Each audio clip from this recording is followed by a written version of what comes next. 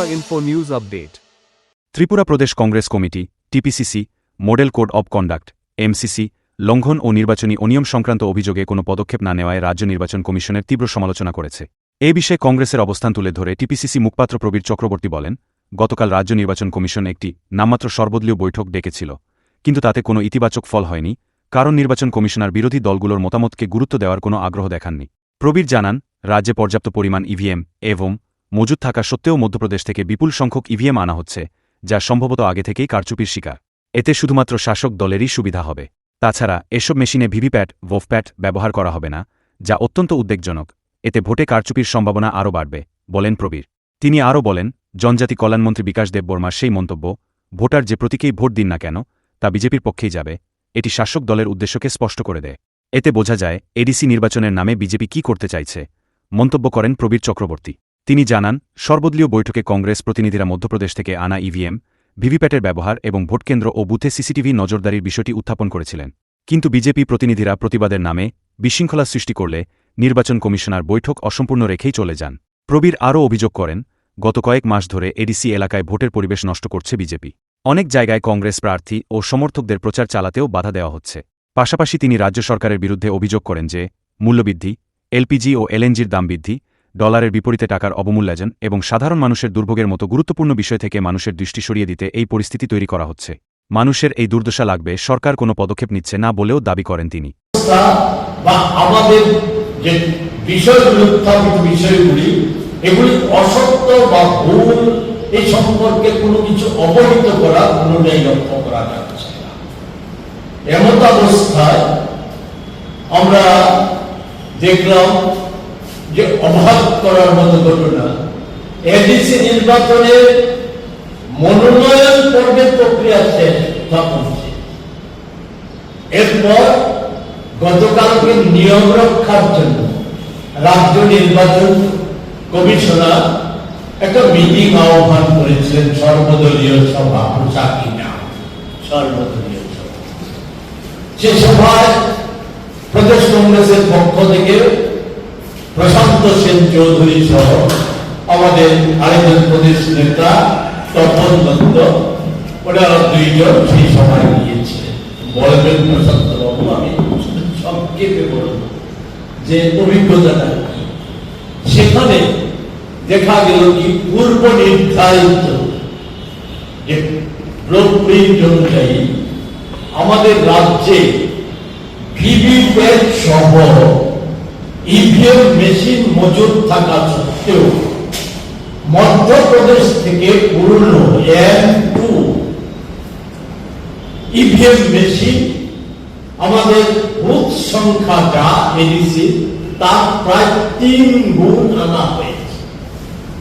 এটা দুই, আমাদের সকলেই জানেন এডিসি এলাকায় নির্বাচনী প্রচার তো দূরস্থ, প্রার্থীরা বাড়ি বাড়ি যেতে পারছে না। এই সমস্ত ঘটনা যেগুলি জানেন, আমি বিস্তারিত বলবো না, প্রেস মিডিয়া আছে। সেই জন্য নিরাপত্তা বিধানের প্রশ্নে কোন কার্যকরী পদক্ষেপ, এমনকি ভোটের দিন ভোটাররা নিরাপদে ভোট দিতে পারার ক্ষেত্রে যে ব্যবস্থাগুলি অবলম্বন করার কথা, সিসি ক্যামেরা সহ যাবতীয় যে সমস্ত বিষয়গুলি করার কথা, সেগুলি সম্পর্কে কোন প্রশ্ন। ইভিএম নিয়েই তো সারা পৃথিবীতে একটা প্রশ্ন, ইভিএম নিয়ে নানা প্রশ্ন আছে। যারা ইভিএম মেশিন প্রথম লাগু করেছিল তারাই তার কার্যকারিতা নিয়ে সন্দেহ সৃষ্টি হবে বলে তারা বাতিল করে পূর্বেকার অবস্থায় ফিরে এসেছে ব্যালট পেপার। যাই হোক, আমাদের দেশে নির্বাচন কমিশন বা কেন্দ্রীয় সরকার সেক্ষেত্রে কর্ণপাত করছে না, কিন্তু সুপ্রিম কোর্টের নির্দেশে ভিভিপ্যাট যেটা চালু ছিল, এবারকার আমাদের এডিসি নির্বাচনে তা কোন রকম কার্যকরী করছে না। আমরা আমাদের পক্ষ থেকে দাবি করা হয়েছে, যে দাবি ব্যাখ্যা দিতে গিয়েছিলেন প্রশান্ত বাবু। বিজেপির যিনি প্রতিনিধি হয়ে সভায় গিয়েছিলেন, উনি সেখানে প্রশান্ত বাবুর সাথে তর্ক জুড়ে দেন, ওই হট্টগোল শুরু করে দেন। একে কাজে লাগিয়ে কমিশনার মিটিংটাকে বলা যায় বন্ধ করে দিয়ে উনি চলে যান।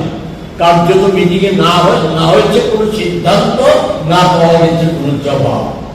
এতে আবারও প্রমাণিত হয়েছে তাই যে রাজ্য সরকার এবং নির্বাচন কমিশনের যে আদালত, এটা একে অপরের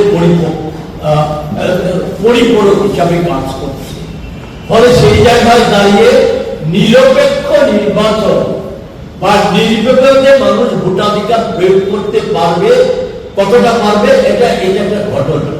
দ্বিতীয়ত আমরা যে বিষয়টা নিয়ে আরেকটু বেশি উদ্বিগ্ন, সেটা হচ্ছে বলে আপনাদের সময় নষ্ট করব।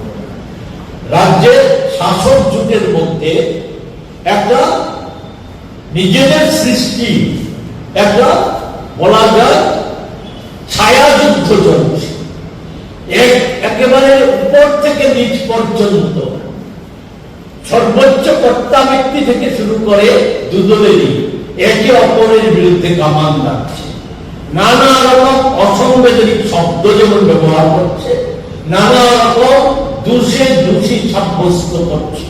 সেই ক্ষেত্রে বড় হচ্ছে কি, বড় হচ্ছে দুর্নীতি পরায়ণ, কোটি কোটি টাকা লুটে দিচ্ছে। এ হচ্ছে একটা বড় অভিযোগ। আর কি, রাজ্যে অশান্তি অরাজকতা সৃষ্টি করছে, রাজ্যে সমাজ দুর্বলতা কার্যকলাপ সংগঠিত হচ্ছে।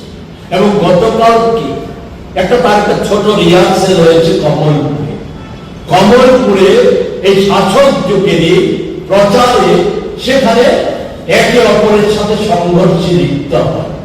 এতে রাজনৈতিক দলের অনেকেই আহত হয়েছে, গাড়ি ভাঙচুর হয়েছে, বাড়ি ভাঙচুর হয়েছে। এর সাথে যেটা হয়েছে যে নিরাপত্তার দায়িত্বে থাকা রাজ্য পুলিশ আধিকারিকরা তারাও অনেকে রক্তাক্ত হয়েছে, অনেক পুলিশ কর্মী আহত হয়েছে, হসপিটালাইজ হয়েছে। যথারীতি রাজ্যের পুলিশ মন্ত্রী স্বয়ং রাজ্যের মুখ্যমন্ত্রী তার ওনার উদ্বাস আমরা আবারও শুনলাম গতকাল। উনি বলেছেন যে ব্ল্যাকমেইলিং করছে সরকারের দিকে, সরকারের শরিক দল ব্ল্যাকমেইলিং করছে আর কোটি কোটি টাকা লুটে নিয়েছে। এটা আমি আগেও বলেছি, চাউল আর চুইয়ে গল্পের মতো পাল্টানো বলছে। মুখ্যমন্ত্রী যা বলেছে সেটাই বলে, কোটি কোটি টাকা লুটে নিয়েছে এরা। আর আইন শৃঙ্খলা বিনষ্ট করছে, সমাজ তৈরি কার্যকলাপ সংগঠিত করছে, কাউকে রেহাই দেওয়া হবে না। তো এই ক্ষেত্রে আমার ছোট্ট দুটো প্রশ্ন। একটা হচ্ছে ব্ল্যাকমেইলারের সাথে সরকারে আছেন কেন, সরকার চালাচ্ছেন কি করে? দ্বিতীয়ত প্রশ্ন, কোটি কোটি সরকারি টাকা যদি লুটে নিয়ে যায়, আপনি তো সরকারের প্রধান, আইন তো আপনার হাতে, পুলিশ আপনার হাতে, এন্টি করাপশন আপনার হাতে, সব আপনার হাতে, ব্যবস্থা নিচ্ছেন না কেন? আর এতদিন পর আজকে নির্বাচনের মুহূর্তেই এই অভিযোগ কেন? আর আইন শৃঙ্খলা যদি বিনষ্ট করে এর মোকাবেলা করা, এর বিরুদ্ধে প্রতিহত করা বা ব্যবস্থা নেওয়ার দায় টাকা, সেই দায়িত্ব পালন করছেন না কেন?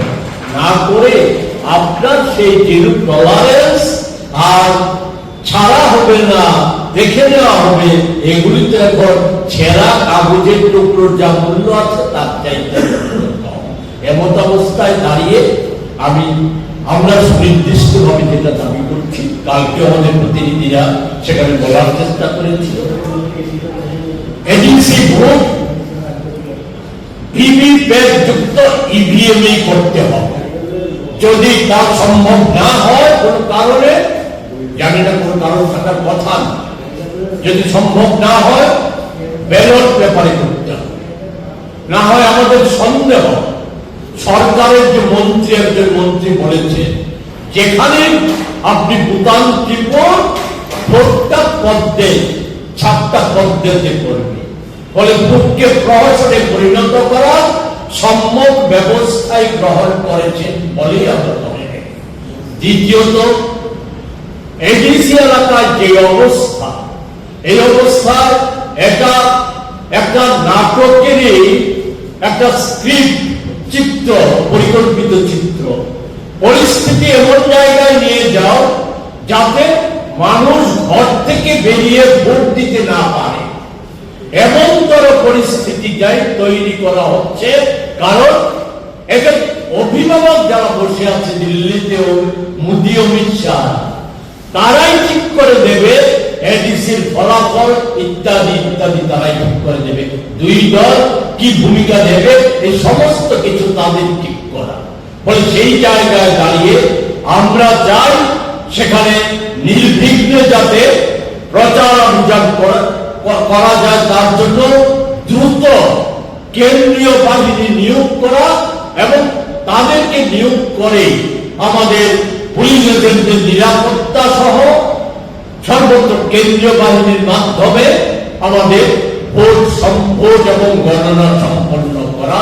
এই দুটোর দাবি আমরা নির্দিষ্টভাবে রাখছি, বাকিটা প্রশান্ত যোগ করবেন। আর এর সাথে একই সুযোগে বারবার আপনারাই বলেন, নিষ্কর করেন, সকলেই জানেন যে আজকে রাজ্যবাসীর উপর আরেকটা মারাত্মক আর্থিক আঘাত নেমে এসেছে।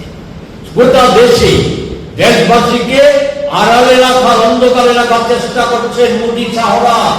ওই পশ্চিম এশিয়ার যুদ্ধ নিয়ে আমাদের দেশে গতকাল থেকে পেট্রোপণ্যের মূল্য বৃদ্ধি করে আছে, সংকট এগুলো আছে, এগুলি আর বাড়বে। আমরা বলেছি সারের সংকট দেখা দেবে, কৃষি ব্যবস্থা বিপন্ন হবে, এগুলি বাড়বে।